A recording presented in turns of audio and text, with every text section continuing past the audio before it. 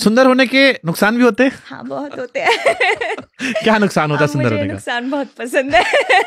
ये सुंदर होने के फायदे तो बहुत सारे होते हैं, सबको पता होता है। हाँ, सुंदर होने का नुकसान क्या होता है? सुंदर होने का नुकसान यही होता है कि जब आपको कोई नया नया देखे एकदम से और वो पागल हो जाए तो आप उसको संभाल नहीं पाते हो। कुछ देर तो आप खुद ही सोचने में लग जाते हो, इसको क्या मिल गया, इसने क्या देख लिया ऐसा। तो जब मैं इतनी पब्लिक देखती थी उस टाइम पे मुझे लगता था, मैं ये नहीं बोलूंगी मैं बहुत सुंदर हूँ, हाँ मैं उस टाइम ठीक ठाक दिखती थी। मुझे मेकअप अभी भी की सुंदर दिख रहे हो आप। नहीं, मेरे को उस टाइम पे मेकअप की जरूरत नहीं होती थी। मैं मेकअप नहीं करती थी बिल्कुल भी, बस बाल खोल लेती थी, सूट पहन लेती थी, बस मेरा यही होता था। उस टाइम पे कोई मेकअप वेकअप ऐसा कुछ था ही नहीं। पर मुझे फिर भी वो चीज परेशान करती थी कि ये लोग क्यों निकल के आ रहे हैं, इनको क्या मिल रहा है, ये क्या देख रहे हैं, इनको क्या दिख रहा है। आपको पैसे मिले से आपका पेट नहीं भर रहा था? नहीं और उनकी भी टेंशन ले रहे हो आप? अरे मेरी इनर डूइंग चलती रहती है, मैं शुरू से ही ऐसी हूँ, मैं बैठे बैठे इनर डूइंग करती रहती हूँ कि ये क्या हो रहा है, ये ऐसे क्यों हो रहा है, ये वैसे क्यों हो रहा है। मैं स्टेज पे गा रही हूँ, मैंने ऐसा शो भी किया है, मैं स्टेज पे गा रही हूँ, स्टेज 8 फुट ऊंचा लगाया हुआ है जान पूछ के, क्योंकि पता है ये पब्लिक भड़केगी ही भड़केगी। और पीछे से मुझे कमेटी बोल रही है कि रुकना नहीं है, आप परफॉर्म करो, आपको करना पड़ेगा।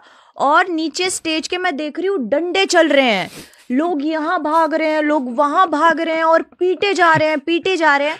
और उस पब्लिक में भी एक बंदा जिसने खूब पी हुई है, उसका कान टूट गया है, लेकिन फिर भी वो मेरे लिए 10 रुपए का नोट लेके आ रहा है कि लो आपने बहुत अच्छा करा, बहुत बढ़िया किया। और मैं डिस्टर्ब हो जाती हूँ ऐसी चीज देख के, ये क्या कर रहा है यार।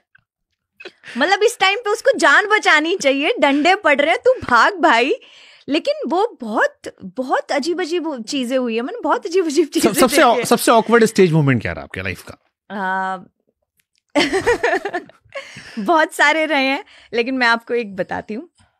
अभी हमने क्या कहते हैं, जगह का नाम नहीं बताऊंगी, फाजिलपुरिया और मेरा शो था। तो फाजिलपुरिया जी ने तो गा लिया और वो उतर गए। अब परफॉर्मेंस की बारी आई मेरी। मैं स्टेज पर चढ़ी और पब्लिक पहले तो देखते ही पागल। अब मुझे कमेटी कह रही है चलो परफॉर्म करो, चलो परफॉर्म करो। अब जब तक आपकी पब्लिक ही आपके काबू में नहीं है, मैं परफॉर्म कैसे कर दूं। पर फिर मुझे कमेटी की सुननी पड़ती है। ठीक है, मैंने क्योंकि चेक तो वहीं से लेना है। हाँ, नहीं मैं अब पैसे पहले ही ले लेती हूँ। अब मैं कुछ लूप पॉइंट्स नहीं देने सामने वाले को।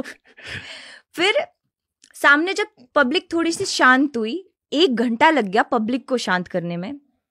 पब्लिक बैठी, मैंने एक ही परफॉर्मेंस किया था, पब्लिक फिर पागल हो गई। अब 1 घंटा मैंने उनको बिठाने में ही लगा दिया, एक परफॉर्म करने के बाद वो फिर पागल हो गए। पता नहीं कहाँ से क्या हुआ, बोलने लग गए कि जारी है ये तो जारी है। वहां पे पत्थर वत्थर चलने शुरू हो गए, कुर्सियां उड़ती देख रही हूं मैं। और फिर मेरी मम्मी ने एकदम से कहा कि चलो निकलना पड़ेगा, पब्लिक बेकाबू हो गई है। मेरी मम्मी ने मुझे पीछे वाले गेट से निकाला, हम थोड़ी सी दूर चले, हमने देखा पीछे पब्लिक हथियार लेके भाग रही है हमारे पीछे। अब पब्लिक हथियार लेके भाग रही है, तो उस दिन जो हमारे साथ सिक्योरिटी में था उसने उतर के एक फायर कर दिया।